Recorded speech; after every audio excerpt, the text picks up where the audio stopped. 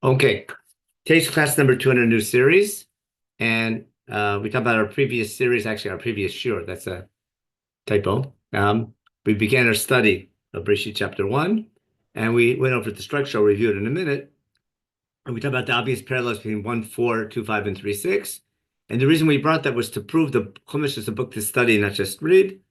And I'm trying to teach you, again, how to study the book and how to find and what to look for, with the assumption that Chumash is a book to study, not read. And God wants to study the book and derive um, its meaning through study. And the question that comes up, how do we know any specific interpretation is correct?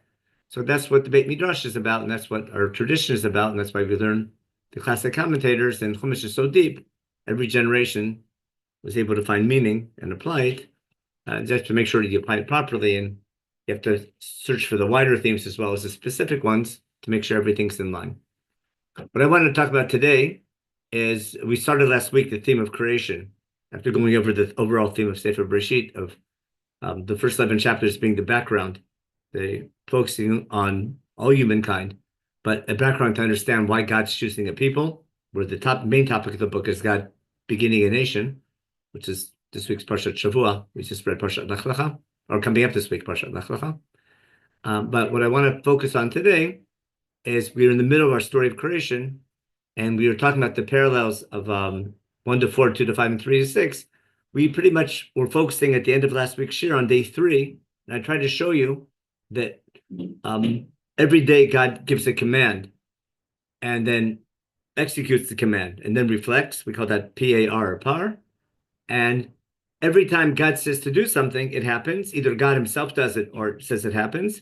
The only time that we found God commanding something to happen and it's done by something else, that was on the second part of day 3, when God tells the earth or the land to make trees for fruits of trees and vegetation, that the land itself does that. And what I suggested last week, that might relate to the underlying problem of idol worship, where people think there's what we call Mother Nature. There must be some power of nature, like a God that's in the ground that causes things to grow, which can lead to idol worship because people need the ground to give its fruit, to be able to eat, to survive. And you can farm your field, but certain things are out of your control. And therefore, if you believe in some nature god or earth god or rain god or many gods, then you turn to them for help as opposed to understanding there's one God behind everything. So that's a quick review of last week. We also talked about are we studying that created in the creation story, why God created or how he created, or today, as we'll do more in detail today, what might be the meaning of human life and why God makes man. Okay, so just a quick review again. What we did last week, we had the parallel or day and day 4, the sun, the moon, the stars. The rakia on day 2, dividing between the heaven and the sea. On day 5, God makes the fish and the birds in the heavens. And on day 3, where we ended up last week, God makes the land, and then 2 acts of creation on day 3 we focused on. The first one being land itself. The second one was the vegetation, or the beginning of life, reproduction, and that big, what we call a quantum leap from 3A to 3B, which we're going to focus on later today. Okay, so I'm going to go back to the parallel between day 3 and day 6 based on this would be partially review and partially new. So we talked about day 3 and day 6 being parallel because every day of creation has what we call PAR again, plan, act, reflect. But on day 3 and 6, it happens twice. And on day 3, the jump from 3A to 3B, from the first act of creation to the second one, is a major leap because even though they're connected, they both relate to land. We're going from inanimate objects, basic elements of nature that are created, to life forms, and life forms that reproduce in themselves, give fruit. Basically, it's much more complex, and that's going to set the stage for what's going to happen on day 6. Okay, so now, on the next part of the source sheet, we are going to, I'll show you the parallel. The first thing, I'm going to talk about the yellow. I hope you see all the yellow here. On the yellow, I want to show you what we called par. Every day begins with Vayomer Elohim. Let me get my little marker here. Marker. I think this is the marker. No, that's not it. That's not it. Maybe this is it. Okay. That's not it either. Oh, here we are. We don't want that. We want this one. That's it. Okay, that's what we wanted. Okay, so we had Vayomer Elohim, beginning day 1, day 3, and Vayomer Elohim, beginning day 6. Okay, on day 3, God says, let the water recede and make land. Okay, and here God says, let the land give all living animals, let them come up from the land. And Vayichen, it comes true. On day 3, God gives a name called Yebasha Aretz. On day 6, God himself, even though God tells the land to do it, Totzi Haaretz Nefesh Chaya, Hashem himself does it, and we'll see how that was different than what happens on day 3 in a minute. Okay, and then there's evaluation, Barahim Kitov, both here and here. That was 3a and 6a. Very simple and basic. God makes land animals, plans, acts, and reflects. Nice and simple. On the second part of day 3, Elohim tells the land, Tacher, Desh, etc. Okay, and it happens. And then we talk about how it happens. Instead of God doing it, the land itself, the land gives up Desha, what we call vegetation, and and trees giving fruit. God evaluates and calls it day 3. And that's what we talked about last week. Today, we're going to see the parallel to day 6. What happens on day 6? It's much more complex. What's the command? Elohim says, and we have the strange plural, what people like to call the royal we. Let's make man in our image, in our likeness, how you translate that. And he'll be in charge of everything under the sun, we'll see. Everything from day 5, the fish, and the fowl, and the birds, and the land animals from 6a. In other words, the sun and the moon, the sun are in charge of the sky, everything above, and man is in charge of everything down below. Then we have a nice structure for the days 4, 5, and 6. We're giving authority over everything God created. And we saw on day 4 that God gives memshalah, he gives control of the heavens to the sun and the moon, the sun during the day and the moon at night. And on the end of day 6, he gives control of all the animals, all the fish and the fowl from day 5 and the animals of the first part of day 6 to man. Now, here again, how does God create? We have the verb vayivra, which so far was only 2 times. He had the opening Bereshit bara Elokim as the introduction to the entire chapter, or at least for the first 4 days. We had a bara when God makes the fish and the fowl on day 5. And now we have one more bara, which you usually understand is something from nothing, on 6b, on the second part of day 6. And again, God makes man in his image. What we talked about last week, I think, is what's Elohim been doing up until now. He's been planning, acting, reflecting. And now that's creativity. And man is given the ability to be creative. And that way he's different than the other animals. And we'll talk about that now much more in detail. Then God blesses man and gives him to be fruitful and multiply, very similar to the blessing he gave the fish and the fowl, okay, and to be in charge. Now, Pesach Chavtet, as we're going to focus on now, move down a little bit, is something we usually don't pay much attention to. It'll be the focus of today's share. Man receives a diet on day 6. Let me stop the screen for a minute, and let me turn off. That's okay. Let me stop the share for a minute and see what people remember. Okay. From what you remember, what is man's diet on day 6? Just from memory, someone real quick. Vegetables, fruit, grass, trees. Grass. And what can't he eat? Meat. Okay. Now, it doesn't say he can't eat meat, but it's assumed. It's not mentioned. It's not mentioned at all. And it is mentioned after the flood, which hopefully we'll get to today. Now, and how is he different than the animals? The animals eat the same thing? I think the animals eat the grass. That doesn't mention fruit. Is that possible? We'll see. If you ask most people, they never paid attention to it, even though they read it on Simchas Torah and they read it 2 weeks ago.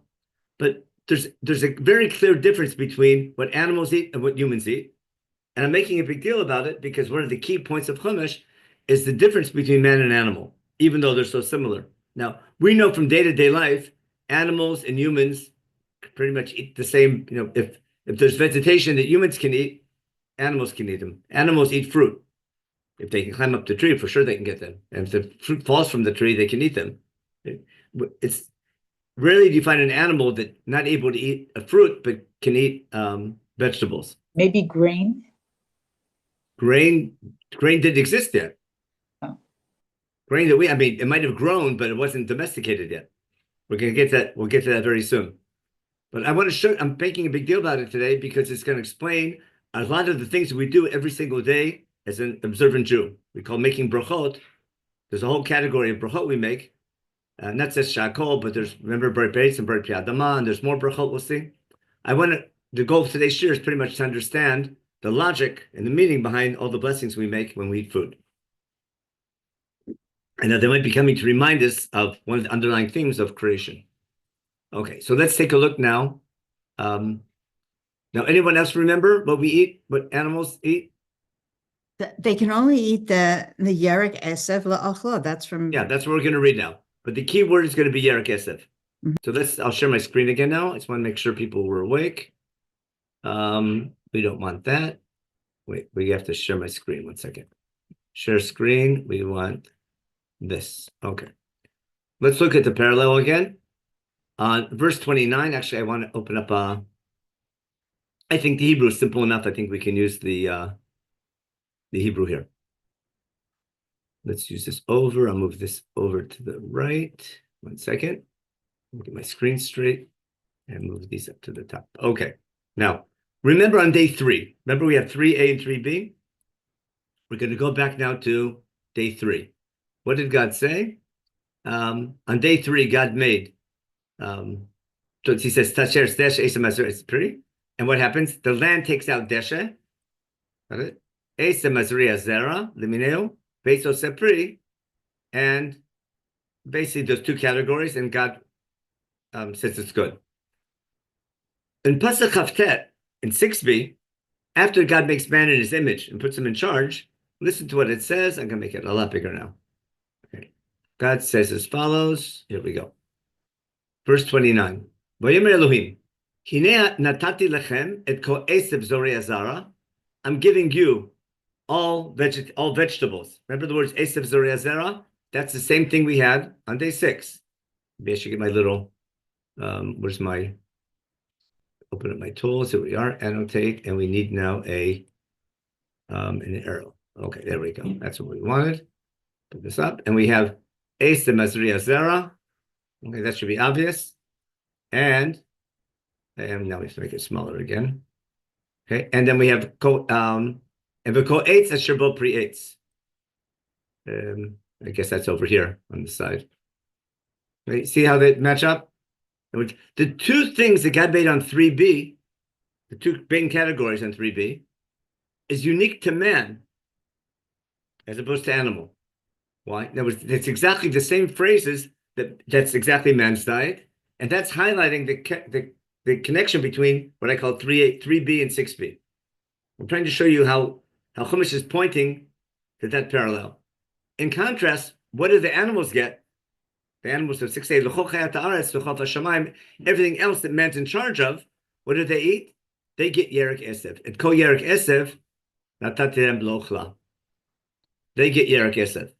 Now, I'm going to show you in the Parshanim, many Parshanim, say yerek esev is the exact same thing as esev zorei azara, which is a logical assumption. But it's clear that Chumash is differentiating between animals and man. Got that? Now, and I can stop the share and clear this whole thing up here. I'll close this and close the share. Who remembers where the phrase yerek esev comes up again in Chumash? With rain. But after what rain? I mean, yerek esev comes up after it rains. That's for sure. That's in life. But does the phrase yerek esev come up again in Chumash? Doesn't it say? If you were in shul last week, you should have noticed. Remember after the flood in Parshat Noach? So we're going to read about it real quick. Okay. Everyone knows after the flood, God promises no more floods. And we have what we like to call the seven Noachai laws. Let me share my screen and show you. I'm going to put the regular Chumash, and we don't want that. We don't want that. We don't want that. We want share screen. Here we go.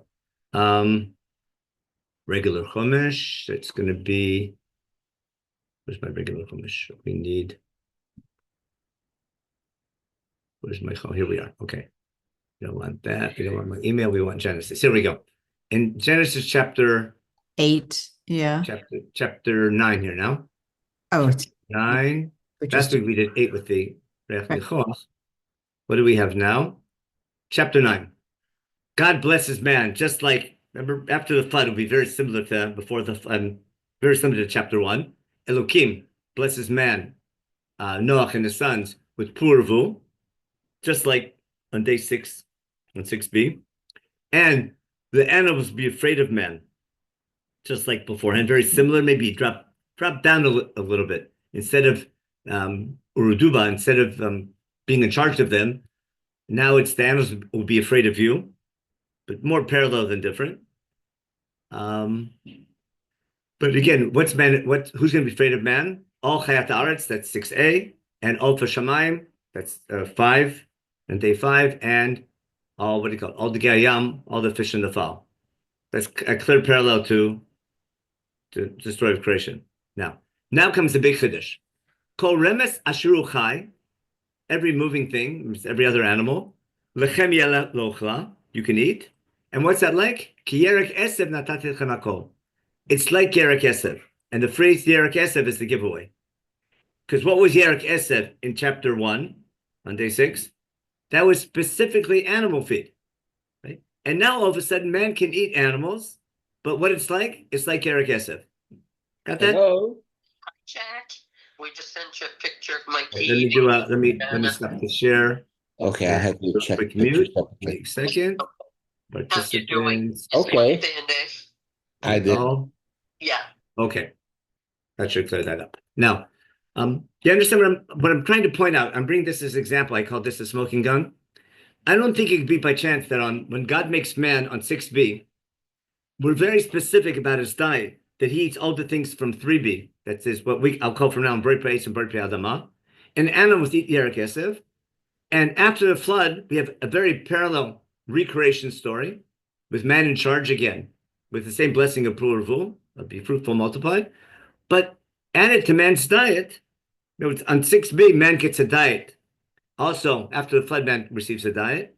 But now his diet, what we add to the diet is not only vegetation, but also he can eat animals. But the animals that he's allowed to eat is like Yerek Esev. Now, I want to give a very technical reason, which sounds like technical, and I'll share it with you. I don't think I ever shared with this class before.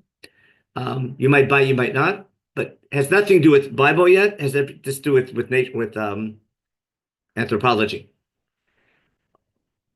Why are animals able to graze and humans can't? If you ever watch animals, especially sheep, they can eat grass, they can eat shrubbery.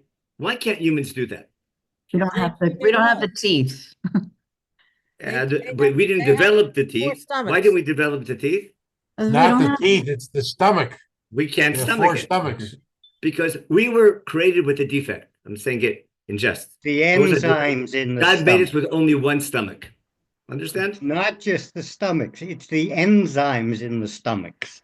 Okay. Our stomachs, our intestines do not have enzymes that can break down fiber. Okay, but So- again, it could We- be. we I'm don't just calling chew our that same tongue. word for stomach. I'll leave alone the biological background, but that could all be, if I go to evolution, maybe those enzymes developed with the extra stomach. You can argue with that from forever. But what I'm getting at in general is that basically, I'm just using the word defect in the fact that we can't eat grass and we can't eat shrubbery. Other animals can, and that enables them to survive. Now, in real life, what happens?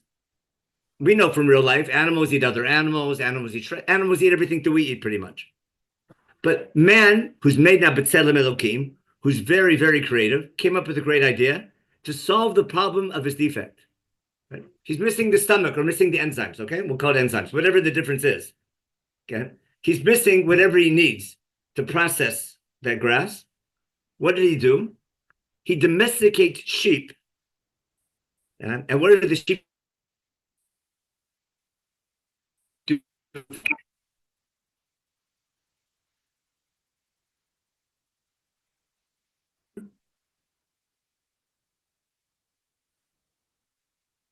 Did he just freeze, or is Sheep do that? the grazing. There's extra stomach and enzymes for protein. Rabbi, you keep freezing. Yeah.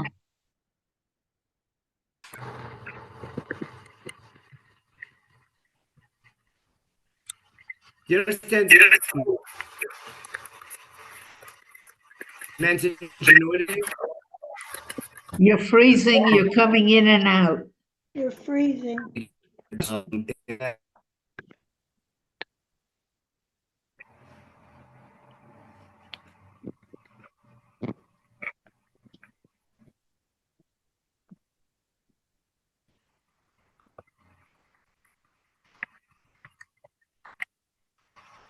Maybe turn off your video.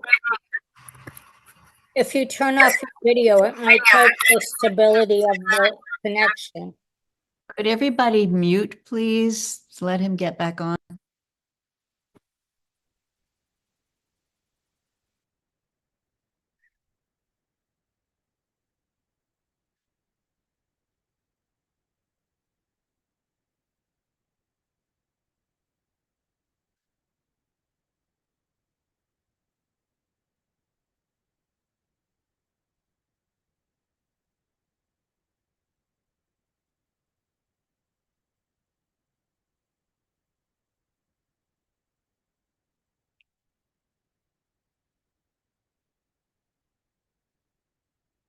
Am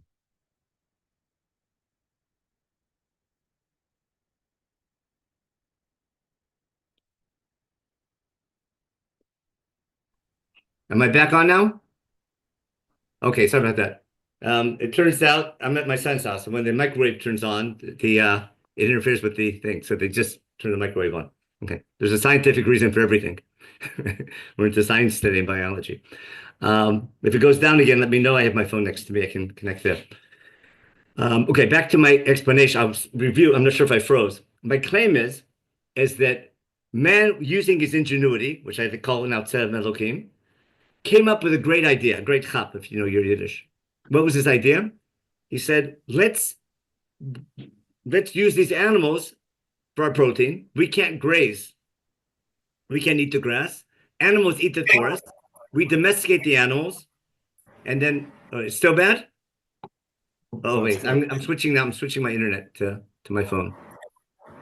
Switching my internet to my phone. Okay. It's really strange.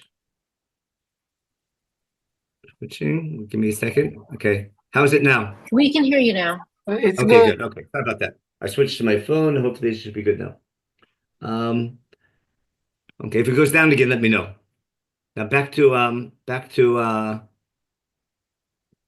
we can always blame it on the Iranians. Ingenuity. Okay, now back to human ingenuity. What I'm suggesting is that eating sheep or domesticating cattle and sheep is part of man's Tzelem Elohim. If you study your anthropology, it turns out that many people begin the study of civilization when man domesticates sheep and cattle.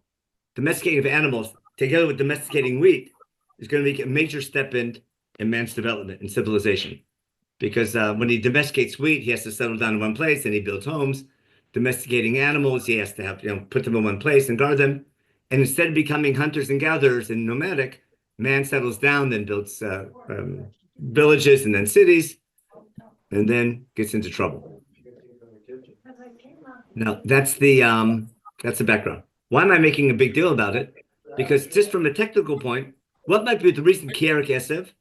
If I follow that explanation, when Chumash says that man now can eat animal, and those animals are like Kierik Esev, from a very technical point of view, what happened?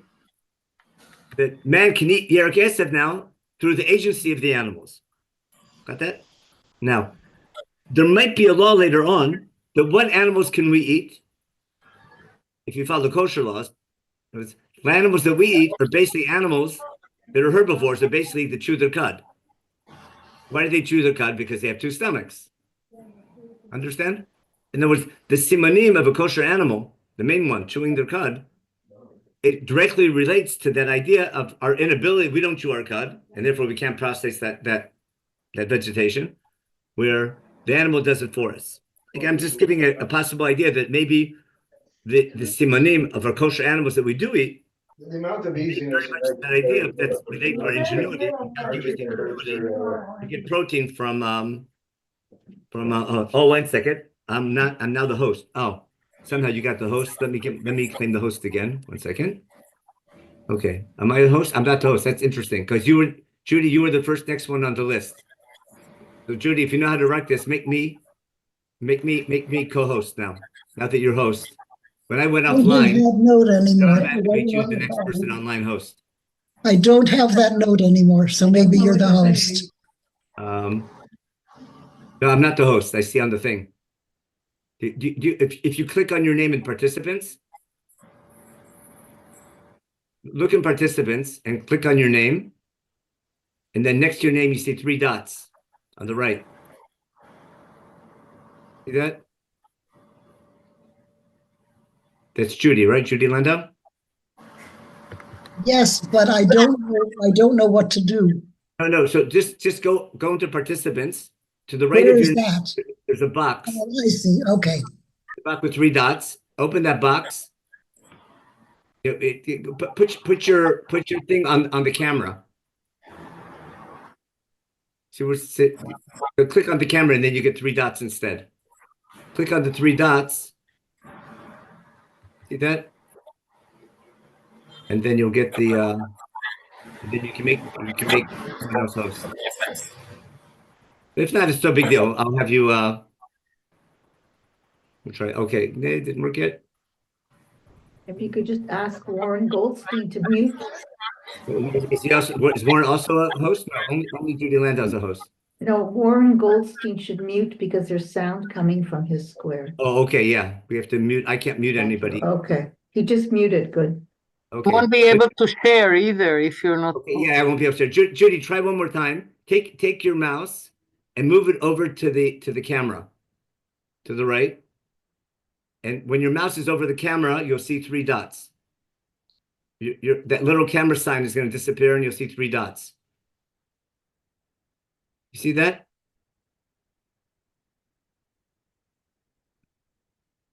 You should unmute yourself so we can talk to you.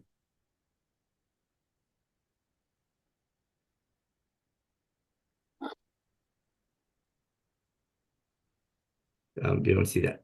I guess not. And she's muted. Okay. Judy, you have to unmute yourself also so we can hear you. Sorry, I thought I did. Yeah. Okay. And now I don't get a list of participants. No. Go into participants. You're in participants. I don't have it. No, on the bottom of your screen, it should say participant. Yeah. Okay, click on that. Yes, I clicked on. Okay, now you get a list of all the people in the class? No, it just shows a blank screen with the number that we have. 54, that's strange. Click You on, sure? Oh, Click on there the I got it. Okay. click on the arrow. Click on the arrow, okay. Okay, I got it. Okay, now go to the right to the right of your name. Yes. You see the little camera? It looks like a fish. Yep. Okay, click on that. And you'll get 3 dots. Yes, I clicked on them. Okay, now then it says make someone else co-host or something. That's one of the options. No, remove pin. No, but it doesn't say anything there. Nope. No, I'm going to do. I have a better idea. I'm sorry for all this. I'm really apologize, everybody. I'm going to end the meeting and reopen it. Okay. Yeah, I I'm think going to end the that's meeting the and best reopen idea. it, and then I'll claim host and do it the regular way. I should have had that in the first place. Okay, sorry about that. Okay, I'll leave. No, I can't end the meeting. Judy, you have to end the meeting. Oh my gosh. Try to do that. If she ends the meeting, everyone will go back on, but we'll give it one more try. Or maybe I'll just do it without maybe you can share the, I can't share my screen now either, probably. Shall I After the end the meeting- meeting? Oh, wait, I'll after send a the meeting request. If ends- I can send a request to share my screen, that's enough. Can you, Judy, you get my request to share screen? Just continue. You're fine now. Just continue. I'll just continue. Okay, fine. Oh, yeah, okay. You people you have screens. I've shared the source sheet before. I'll just continue. Okay, sorry about that. Okay, people can share now. We're good. Now we're good. Alrighty. We're in good shape. Everybody We're back else, to normal. please mute your microphones. Everybody Okay. else, please mute. Yeah, please mute. Now it's good. Already. Now we need muters. Okay, that's good. Okay, so now if I go back now to day 6, my apologies for the mess. Now back to what God says. God says, I'm going to give you. God give man. Remember, ko esav zera zera and ko eitz pri eitz, and chochat aretz get ofa shamayim, etc. And animals got yerek esav. That was on day 6. And now if I go back to today, if I go back now to the story of the flood, that's where we're up to last. Make my screen smaller now. Let's go to the story of the flood. What do we get? Here we are. God blesses Noach and his sons, etc. And what does he tell him? God tells man, God blesses man, Purvu, and then Kol remes shuchai lachem yachal, kerek esem natachem atakol. I'm giving you like Eric Esep, so I gave a technical explanation. Then we have the thing, now that you can eat animals, you were also created on day 6. To eat an animal, you have to eat it alive. I mean, you have to kill it first, because the other law was, now that you can eat an animal, you can't eat it. But you can't eat it alive. You have to kill it first. That's called Iver Minachai. That's the logic of that next law. But animals are not allowed to eat you. I'll try to protect you from being eaten by animals. But now that you can eat animals and have to kill them first, and you're all created on the same day, and you're all part of the animal kingdom, maybe humans can eat other animals and can kill other humans. And therefore, we're told right away, Shovech dam ha'adam, someone who spills the blood of another man, right? But dam yadam shafek, does that mean, that's a great question, is that an obligation that man has to kill him?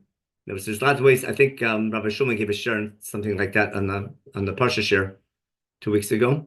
But is this a commandment to man that if someone commits murder, shofech dam hadam, if the person who commits murder, then man has to put him to death?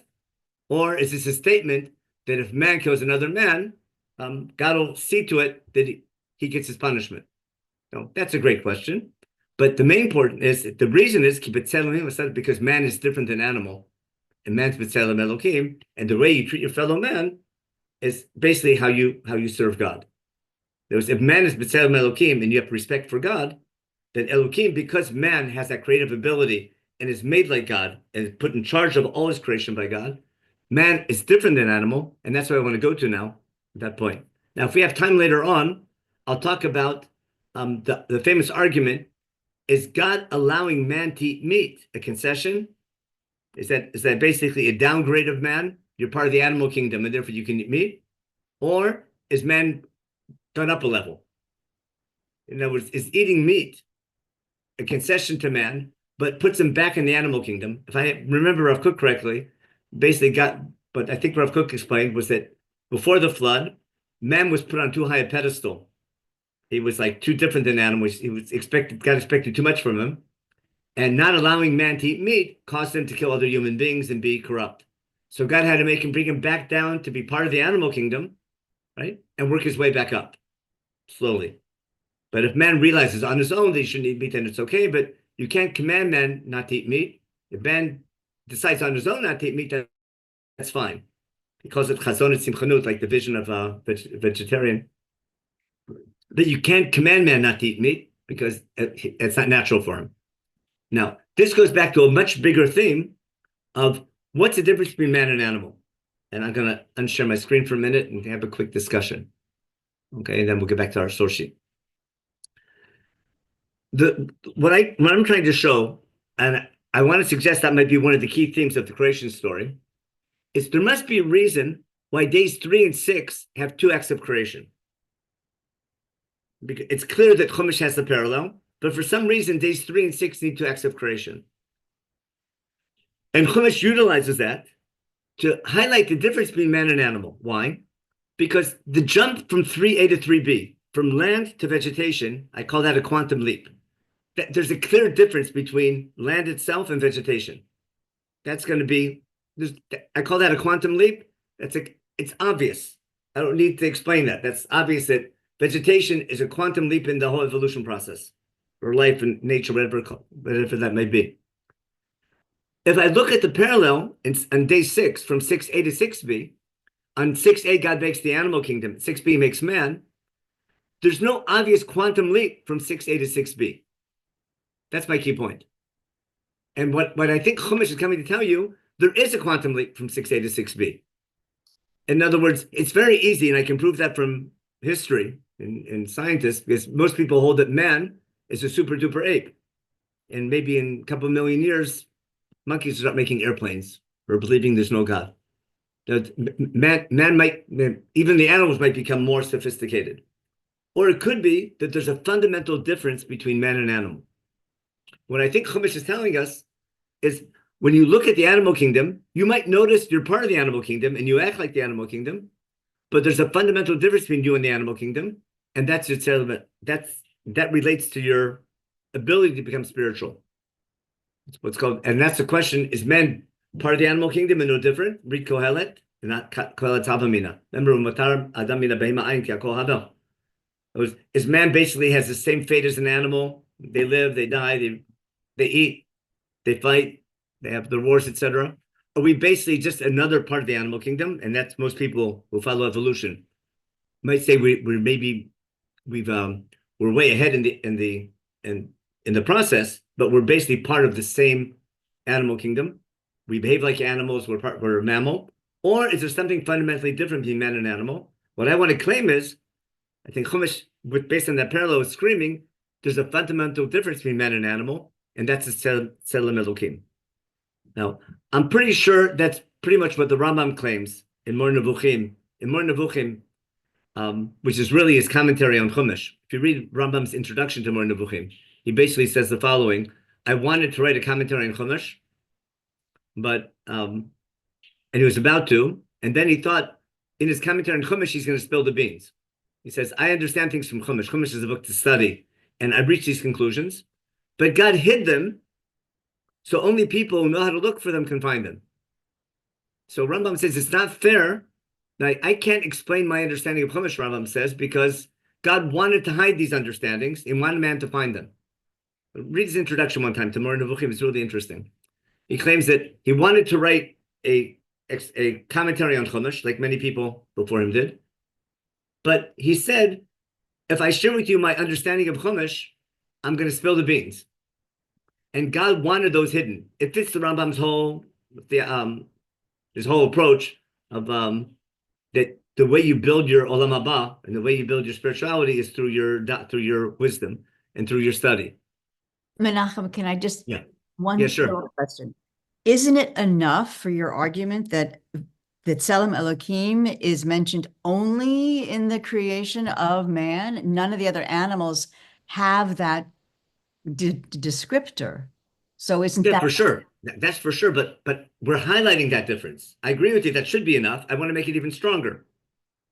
I want to make it stronger because when you look at nature, you might reach the opposite conclusion. And what's my proof? Most people reach the opposite conclusion. Right? In science, again, we're similar, but we're more similar than different. There's a slight difference, but we're more similar than different. Chumash is screaming, there's a fundamental difference. And that Tselem Elokim is how you build your spirituality. That's how you build your connection to God. Now, why is it important for me? Because I think that's the purpose of the creation story. Got my point? It's not how God created, not why he created or that he created. It's what's the purpose of man. Now, how does man realize that? How does man realize that he's different, that he's connected to God? Through a study of nature. Got that? What's called, when he's lahavdil, and that's a big word in the creation story. Remember, vayavdil Hashem between this and that? Ever since day one, God's separating lahavdil. He's mavdil ben or lachoshek, he's mavdil between the mind above and the mind below. I think he's mavdil the things up in the heaven. And therefore, when man studies nature, he realized, hey, there's a difference between vegetables and fruit. Right? They're similar. They both grow from the ground, but there's a fundamental difference between vegetables and fruit. Agreed? Now, how do we remember that? We notice that in nature, but we remember that by making those brachot. The blessings we make every day remind us that there's what Rav Sachs would call dignity of difference. If you read this book on dignity of difference. Okay? But not just among men, but within nature. Now, later in Gan Eden, man is commissioned to name the animals, isn't he? He's not naming personal names, he's naming the species. Now, what enables him to name the species? His dot. Because man has the mental capability of organizing and categorizing different species. Now, if man keeps on doing that, just like he can differentiate between vegetables and fruits and between different species of animals, he'll realize he's different than other animals, even though he's similar. That's categorization does. Now, the ultimate conclusion man should reach is that there's a fundamental difference between man and animal, and that begins his connection to God. It's that realization that it's by studying nature. That's the question, does nature hide God, or does nature help us find God? So the ability to perceive God through nature, I call that the or. That's how I view that's the or of creation, I think. That's the light that not only did God make man with creativity, he gave man the ability to find God through the study of nature, through the perception of nature, depending on your outlook. Now, you could look at history and reach a terrible conclusion that what? How could there be a God? How could it be such a mess? Or you could look at history and say, there's no logical explanation for these political upheavals if it wasn't for God behind them. Same thing with nature. Nature could hide God, or through nature you can see God. Basically, that's going to be Shem Elokim and Shem Yud Kei Vav Kei. And both enable man to find God, and maybe they can, they work together. They're a team, Hashem and Elokim, because it's Hashem Hu Elokim, it's the same God. Can I say something? Yeah, sure, Dory. Go ahead. It says not only Vayavdel, but also Lemineu, which means that from the beginning he's giving species and he's enabling men to look at the different species from the beginning. And there is very good point. That was the order of the creation is with a Yavdel and species. Yeah, very good. Notes. The Chumash makes a big deal about every species by using Lemineu, and then man's job is to identify them. That's right. And then, if you remember chapter 2, man is lonely because no animals, he can't relate to any animals. Remember that story? And then he has to make woman. Remember, he has to do that first operation, put him to sleep. And then we have what's called zugiyut. We have companionship with men, but the companionship that man needs for himself, husband and wife, it's the same need for companionship. He needs a companionship with God. And that's why Kabbalists make a big deal about that idea, that through marriage relationships, you understand relationship with God. And if you want to explain to a young yeshiva, you're freezing again.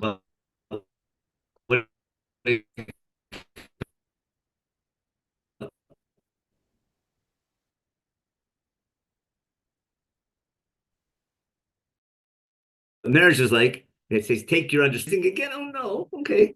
We're back on? Let me see what happened. No, I see what happened. Verse 22. Okay. Am I back on or not? Yes. No, we're good. Okay. Okay. But he just went back to the other internet site. That's all. What Doreen was saying was very good about by the different species. And then, so what I want to do now is I want to show you something like this. And obviously I was going back, man being able to differentiate, hopefully will lead him to find God. Now, I'll go back to my source sheet now and show you two things which are really interesting. First, the Rambam's definition, my summary of the Rambam's definition of what Tzelem Elokim is. I'll share my screen now. Now I can share it. Let's go back to here. What was man's definition? Oh, I'm sorry. Here we go, up here. Okay. Okay. His definition, he doesn't use these symbols, but that's my summary of it. The core difference between man and animal, whatever man is, so perhaps whatever animal is, and you get Tzelem Elokim. No. Maral in Tiferet Yisrael goes into this discussion a little bit, And he talks about the difference between man and animal. He says as follows, I'll translate. Umiata, and now, Adam, which we call man or Homo sapiens, Asheru nivdal, see the word nivdal? Mikol shar balei chaim. Man is different than all other living things. Mitzad nefesh. Okay, use the word nefesh, maybe neshama. Shein nafsho nefesh be'emit, rak nafsho nefesh tichlit. That's very similar to the Rambam. In other words, his nefesh is not just animal instinct. There's something, he has a nefesh, but it's not the same nefesh that an animal has, because he calls that a nefesh tichlit. It has to do something with your ability to think and process thoughts and knowledge. Okay? Lo k'mar shar balei chaim, okay? Not like other animals in nature. He's also claiming there's a fundamental difference. And he's going to bring some examples that reflect that difference. And listen to the examples that he brings. Kimash adam hu banai, man can be a builder. And that guy, he can be a carpenter. Osem melachot hafiyah, he can bake. Okay? He can cook. Okay? And he can fix clothing and things like that. Okay? Okay? So those acts, those creative acts, require a nefesh tichlit. What's that? Now, the list Maharal brings, I think is awesome. I'm not sure if he realized what he did, but that's all the melachot of Shabbat. That was, what can't we do on Shabbat? All the things that are forbidden Shabbat. Now, we could do them, but we refrain from doing them. Because God could continue creating, but he decided he's stopping creation. He stops nature. The last thing of creation is man, who has the ability like God to be creative. And God decides, even though he could continue creation or do another stage, he stops and puts man in charge. So we take a break every 7 days to remember that God gave us the ability and the obligation or the responsibility to use our creativity to do good. That's why Parva was so important. We have to reflect as well. And maybe that's what Shabbat is for. But what do we refrain from on Shabbat? All the things that we don't do on Shabbat all relate to how we're different than animals. So if you know the laws of Shabbat, the whole process of making clothing, which is unique to humans. Remember, only humans need clothing. And what's really cool, they use the sheep that they use for their extra stomach, also for the wool to make. That's why is the main korban, the korban tamid? What makes the sheep, besides the fact that our ancestors were shepherds, at least Yaakov for sure was, and so was Avram. But why is sheep so central, and why is the korban tamid? Our mainstay in the beginning, basically of our civilization, is domesticating animals. But the key animal that gives us clothing, food, milk, and meat together are sheep, right? So cows also enable us to get the meat, but also enable us to plow the field. But they don't give us clothing. But they give us cloth to write Sifrei Torah. We can write, on their skins. The goats give us maybe a different, what do you call it? Weatherproofing clothing. So you can make goat skin to protect you from rain. But wool from the lamb, and the milk and the stomach and the cheese, everything that comes from a lamb is really key, not to mention the meat. So the whole process of making clothing is unique to humans and the need for clothing. The whole process of domesticating wheat and then hence making bread, we have that there as well. Okay, building, cooking. What else was there? That covered most of them, right? Making light at night, making fire, using fire and things like that. That covers almost all the malachot of Shabbat. And therefore, the things that we refrain from Shabbat are things that remind us of how we're different than the animal kingdom, specifically those things. And by chance, those are all the things that we do in the Mishkan. Because what's the Mishkan? The Mishkan is a mini home. The idea is you don't go to visit God's house. You go to visit God's house to remember what your house should look like. So in our house, right, we writing down our thoughts. Animals communicate, but writing down our thoughts to pass them to the next generation. Communication through writing, that's also a malachat ktiva. And at the Kodesh Kodeshim, we have the written word on our contract. We show off our bread. We show off our light. We have cooked meat, remember? And then with the meat, we cook the meat. We burn the meat. We have flour with it and wine. Wine is processed. No animal takes grapes and squeezes them and makes wine. That's processed grapes. That's unique to humans. Oil as well. Remember? Shemen. I don't think animals come up with the idea of making cooking oil from olive oil. They'll eat the olives, but they're not going to make oil out of it. If we make the oil, they might use it. If we cook a challah, they'll come and eat it. But no animal does what we do. And all those things that we do in the Mishkan, and hence that we don't refrain from on Shabbat, all remind us of that key theme that we're B'Tselem Elokim. God gave us the ability to be creative, and we have to use our creativity to do good. Now, don't tell me that's not a universal theme for humankind. To appreciate you have creativity, but you're different than an animal. Remember that, and that's responsibility. It's like a child growing up. It's now that you can, now that you're a grown up, or now you're growing up, right? Now you have a license, you can drive a car, but be responsible. In the same way, man wants God to appreciate his ability to be creative and use it properly. And that's why the story of creation is highlighting you're different than an animal. You have that creative ability. But if you're like God, now when you're creative, you have the ability to reflect. But what God does is good. You strive to do good. And now I have a message, not how God created, why he created, or that he created, but rather, what is the meaning of human life? Now, and that's my understanding of Perek Aleph and Breshit. Now, take on top of that, the idea that not only do you have to try and do good, but the God who made all the powers of nature, he's in charge of all those powers. And he's Gomel Chasadim Tavi, means if man doesn't do good with his creative ability, God can use the powers of nature to punish you. And if God does good with those, he can use the powers of nature to bless him. So once man realizes the correlation between them, or the causation between them, that might lead him to do good.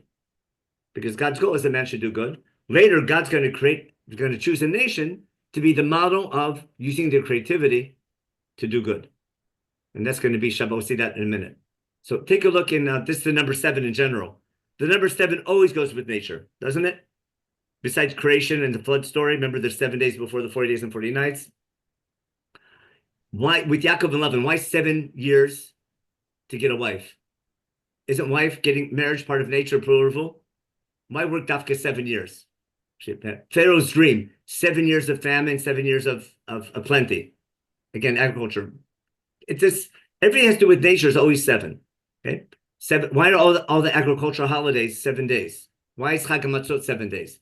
Not because Kriyat Yam. It might have been that the seed was split 7 days later. It doesn't say that in Chumash, and I don't need that. The law of 7 days of Chag HaMatzot is before we leave Egypt. Even we get in Parshat HaChodesh. Shavuot 7 weeks. The story of the manna, 7 days. The whole idea of Shabbat, it's got to do with food. Remember, the manna is going to train us how to do with our agriculture when we come to Israel. That's Parshat Ekev, chapter 8, and Sefer Devarim. All the holidays, all cycles of 7. Could it be influenced by other cultures? Because 7 is a typological number in other cultures as well, and you see it in native stories and so forth. So it could be, but I'm pretty sure I think we came first, or we're a close tie. There's the Kuzari talks about it a lot. How come over the globe everyone keeps a 7-day week? Where's that coming from? There's no logical reason for that. But so did we come up with that idea and other nations copied it? That's a classic understanding of Shabbat. There's no proof of otherwise. Now it could be we stole it from somebody, maybe someone else came with it first. I doubt it though. But because there's no logical reason for a 7-day week. Now, what's really interesting is our commandment to keep Shabbat. If you follow Chumash, I need the creation story. Then what was my whole point? God wants us to keep Shabbat, to remember that we're B'Tselem Elokim, to remember that to use our creativity properly. So what's God tell us to do? Work 6 days a week because God works 6 days a week. Remember, Kisheshi Tamim, that you have to work 6 days a week because God works 6 days a week. But you rest on the 7th day because God rests on the 7th day. Now, if I study, what my claim is that the main thing that's happening, God wants us to keep Shabbat. To make Shabbat meaningful, he gives us the creation story. Not to tell us that he created, how he created, or why he created, but rather, what's the meaning of human creativity? And the responsibility that we're God's people, and we have to be the model of using our creativity to do good, and striving to do good, but being creative. There's a mitzvah to be creative. We're supposed to work 6 days a week. It's in the 10 Commandments. I think that's worth a creation story. And what actually happened, how God did it, Ask a scientist. Okay, that may change every couple thousand years, but that's not important. But on the other hand, what's the meaning of our creativity? And using our study of nature and science to recognize we're different than animal, and that's a responsibility. And to use that to do good, that's worth the story of creation in 6 days, no matter how God did it. So that was my point. That was the key point I tried to get across today. And then we have the post fund. Now, what's really interesting, the mission of Brachot, which we all know, 6 parakim Brachot, Kesem Barachim ala Perot, right? Al Perot Tuilam, we make Bari Pari Eitz. One exception, wine, we make Bari Pari Gafen. Now, why is that an exception? There was differentiating between eights, between Bari Pari Eitz and Bari Pari Adama. That's clearly from creation story, isn't it? That's that law every child knows from age 2 or 3, right? From kindergarten, from the youngest age, every Jew knows, every observant Jew, even semi-observant Jew, knows we differentiate when we make blessings. But they don't realize it's coming from the creation story. And the reason we do it is to remember that theme of the creation story. And therefore, studying Breshit is going to be important. Now, how is wine different? That's super processed. That's something that's unique to humans. Right? Animals can eat vegetation for sure, but making wine is unique to humans. Also, wine is a great example of being able to do good or bad with your creativity. Read the Noach story. Wine can elevate you and wine can bring you down. Al Peret Haaretz, you make Bari Pari Adama, except for bread or flour, got it? You make Hamotzei Lechem min Haaretz. Why? Because these are the epitome of man's creativity, aren't they? So that's the ultimate of man's creativity is using fruit to make wine and using vegetation to make bread. Tehillim Kuf Daled. Tehillim Kuf Daled. That's Baruch Nafshi, no? Kuf, yeah. The greatest they say hits of creation. Every verse. The greatest hits of creation. Exactly. Only wine and bread are like they don't sort of fit in unless you understand this. Yain is samach l'dedonosh, right? It's from there. By the way, Kufta, it's an awesome parak in Tilim. I'm sure Rabbi must have talked about it, but that in creation goes awesome. Now, Rabbi Yehuda has an interesting statement. Rabbi Yehuda says, "Borim minei d'sha'im." Anyone who learned Mishnayot remembers this, right? What's Rabbi Yehuda's opinion? I think we discussed it before. I'll show you that it's an argument how to read Chumash on day 3. I'll go back up. Go back to day 3. Move this to the side here. Okay. What did God say? That's why I formatted it to show Rabbi Yehuda's opinion. Okay. What's God say? Tatshe haris deshe, kama, right? Esa mazriya zera, etz sepri. And what happens? The land makes deshe. Got it? Esa mazriya zera, etz sepri. Are these 3 different categories? Deshe, esa mazriya zera, and pre-eitz? Or is it 2 categories? Is deshe the general name for vegetation, which has 2 subcategories? I think that's the machloket between Rabbi Yehuda and Chachamim.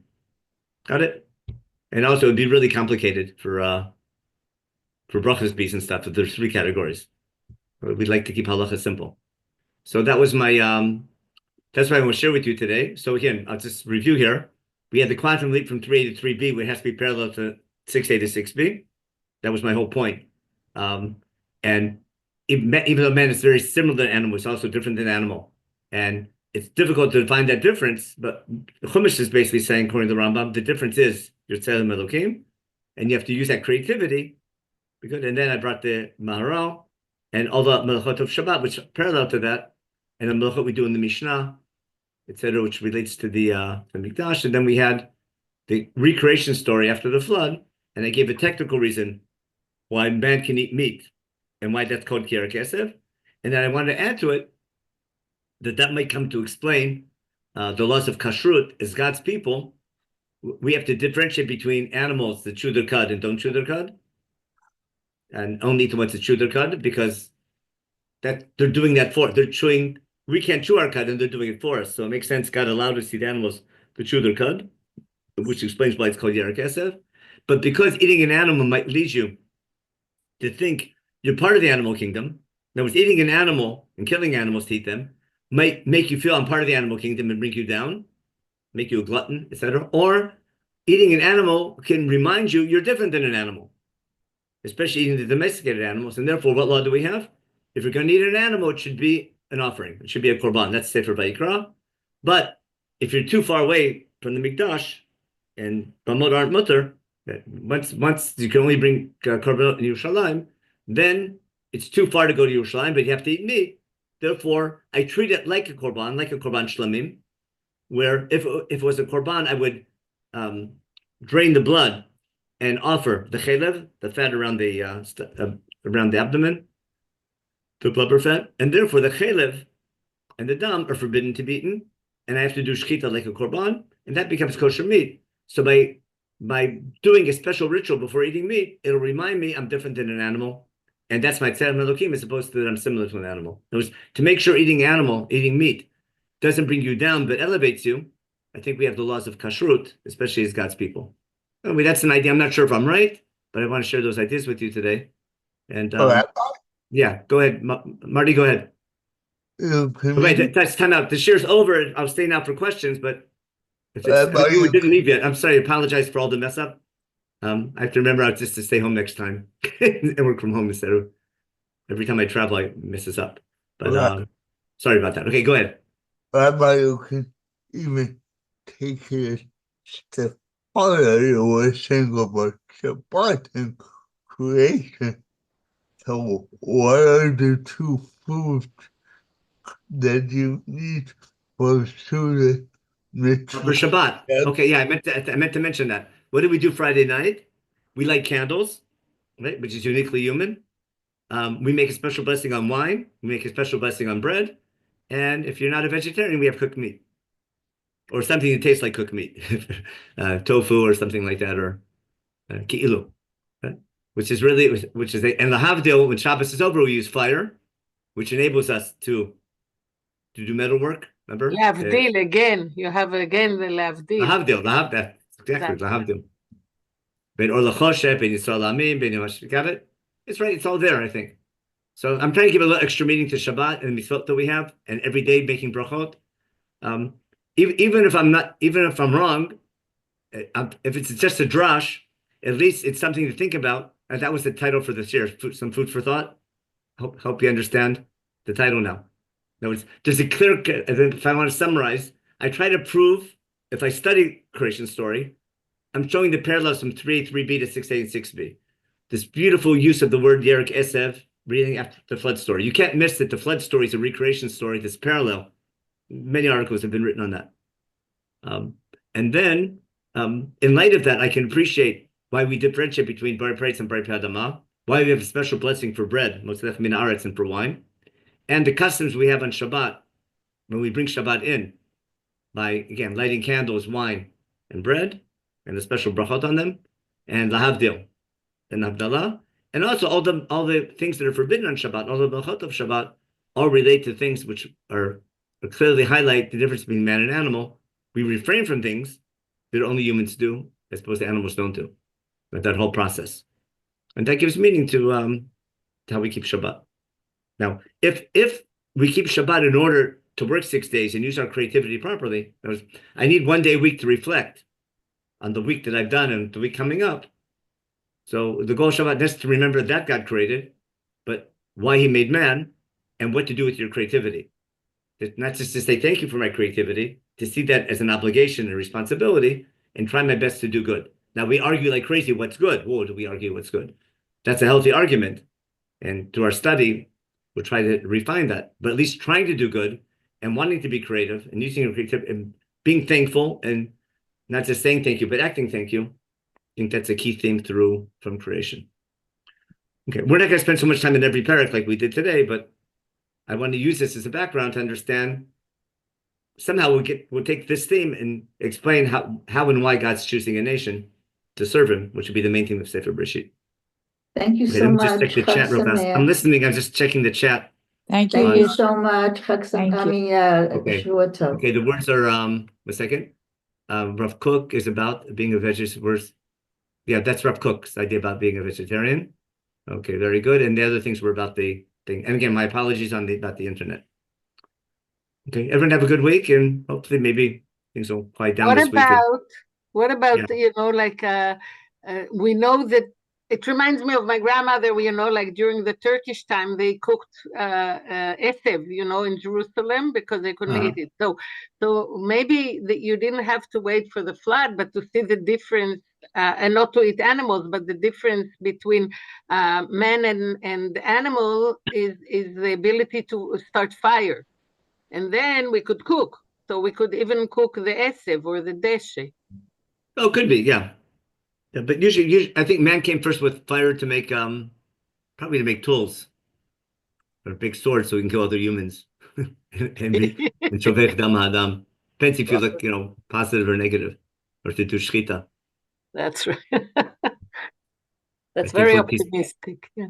Yeah, Asher? Have you seen Rabbi Sachs's book, The Great Challenge? I may have seen it. I didn't read it. Well, I'm sure I heard I would something. highly suggest that you read it. There are things there that I think he would. Alav Shalom, but some of the things you said today, I think he would fundamentally disagree with, and I think that the Rambam also fundamentally would disagree. I mean, you quoted the Moreh Nevuchim, which is, of course, written in Arabic and therefore subject to translation. But the Yad HaChazakah is not subject to translation. It was written in Hebrew, and he was exceedingly careful about how he wrote it. And I think that the second parak, the first two halachas in the second parak, disagree. If I understood what you said about your outlook vis-a-vis nature, I think the Rambam there disagrees with what you said. I think He says what the nature hides God. I was saying nature can hide God, and nature can bring you closer to God, depending how you look at it. I don't think that that's not what he's saying there. Okay. He's talking about some. I think. I mean, it's true that nature, because of human psychology, that can be the case. But I don't think that's what the Rambam is saying. I think if you read it carefully, and remember, he was very careful about how he ordered things. You can't take a halacha from the Rambam and pull it out of context. You have to. Good. I'm not claiming that my shita. Yeah, I'm not claiming I'm explaining the Rambam. I've just brought the Rambam's introduction to the first chapter, Moreh Nevuchim, where he makes that distinction between what Tselem Elokim is. Oh, fine. I don't understand it. I tried to understand his first parak talks about the difference between Tselem and Demut. I don't understand it. Which I don't. Especially my biggest problem with that parak in the Rambam with Demut is the beginning of chapter 5. I don't know how he deals with the first line in chapter 5. I'll share my screen real fast because he says, "Man, there's Demut is only by humans, but not by God," right? No Demut Guf, no Guf. So if you open up, what's it? Not that one. I wanted. Where's a regular? When you quote the Ani Ma'amin, that's a piyut written by somebody. Yeah, I know. But ask Mark Shapiro about that. It's problematic, I think. Yeah. But where are we here? I want to find. I don't understand that. I've tried to read. I used only Rav Kapach's translation, which because of the traditions of the Teimanim vis-a-vis the Rambam, and because Rav Kapach grew up both in that tradition and as Arabic was his mother tongue. Yeah, his translation for him. I'm not claiming. I told you that sigma man mind, sigma animal. That's my understanding of the Rambam. I'm not saying the Rambam didn't say that. I was just saying that's my understanding of the Rambam. That is from the first parak or from his introduction? No, from the chapter 1, the first topic, book 1, chapter 1. He defines Tselem Elokim. Tselem and Demut. He distinguishes between those two words. But he talks about the difference between man and animal there. The man that's uniquely man's is Sechel, the Sechel Poel. That's my understanding of the Rambam. But if I didn't understand the Rambam right, that doesn't take away from my shir.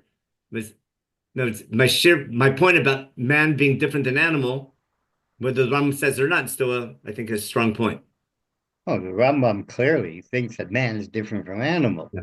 The question he he doesn't base it on the story of creation, though. He bases it on, I think based on his logic. I'm trying to claim it comes. The Rambam doesn't build it based on a close reading of Perek Aleph and Chumash, even though I think he did. That's all.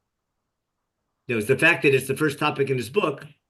I think it relates to Perek Aleph and Bereshit. That was my main point. The fact that the Rambam dedicates his first chapter to finding Tzelem Elokim, it shows you that Moreh Nevuchim is a commentary on Chumash. That was my main point. But it could be, if I misunderstood the Rambam, I'm not claiming I'm explaining the Rambam. I'm giving my explanation for it, and I'm hoping the Rambam might agree based on his thing. But what bothers me with the Rambam, I can't figure out where I'm going to find the pasuk. 1 second. Why can't I share my screen? Share my screen with, where's my internet? Oh, here, maybe this way. You don't see my screen now, do you? No. No, 1 second. I'll try again. No, I think that you lost. Didn't you lose the ability? Are you the host? Oh, maybe I can't do it because I'm not the host. I can think I should. Give me one more try. You can share the screen. You're not the host. Oh, here we go. Here's all I need. It's this one here. Got Genesis 5. Okay. Look in Genesis 5. I have to ask one of my friends who's expert in the Rambam. I'm not a big expert on it, but there's how he deals with Sefer Tov Adam Yom Bara Elohim. It says Bidmut Elohim Asa Oto. See chapter 5? Yeah. It didn't say Tzem, he says Bidmut Elohim. And in the first part of Moreh Nevuchim, he says there's no Demut. He has a man of Tzelem and not he difference between Tzelem and Demut. And this sounds like Tzelem and Demut are synonyms. Anyway, that's what I'm stuck on. But if anyone finds an answer, be happy to share it with me or with the group. I don't think that he says there's no such thing as Demut. But I don't claim to understand that first thing. Okay. I've So then I tried agree to with that. read it a number of times. I'm getting closer, but I'm a long way. Then I agree with you. That's why understanding. that's why I brought the Maharal as a stronger proof of how man's different than animal that relates to Shabbat. Okay. Anyway, everyone have a good evening, and Thank you very much. next week we'll try to get to finish up Parshat Bereshit. We'll get through Perek Dalet and Hey. Okay. Have a good week.